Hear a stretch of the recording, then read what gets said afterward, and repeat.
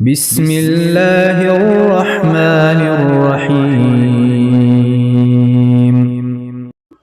حضرت کثیر اپنے والد سے بیان کرتے ہیں کہ میں نے رسول اللہ صلی اللہ علیہ وسلم کو دیکھا، آپ نے بیت اللہ کے ساتھ چکر لگائے، پھر بیت اللہ کے سامنے کھڑے ہو کر مقام ابراہیم کے ایک کنارے کے ساتھ 2 رکعتیں پڑھی، اور آپ کے اور طواف کرنے والوں کے درمیان کوئی نہ تھا۔ سنن نسائی حدیث نمبر 759۔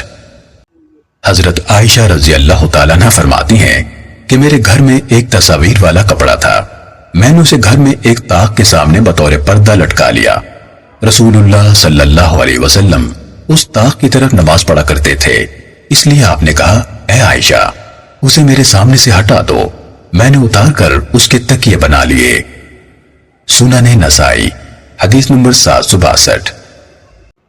حضرت عائشہ رضی اللہ تعالیٰ عنہ سے روایت ہے کہ رسول اللہ صلی اللہ علیہ وسلم کے پاس ایک چٹائی تھی جسے آپ دن کو بچھا لیتے تھے اور رات کو اسے حجرہ سا بنا لیتے تھے اور اس میں نماز پڑھتے۔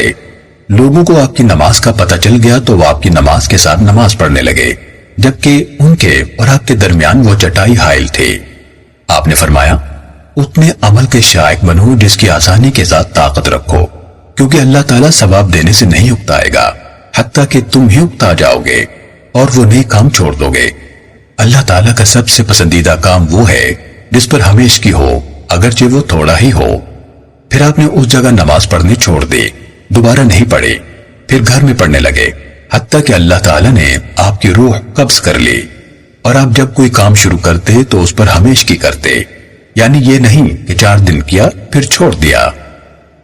سنن نسائی حدیث نمبر 763۔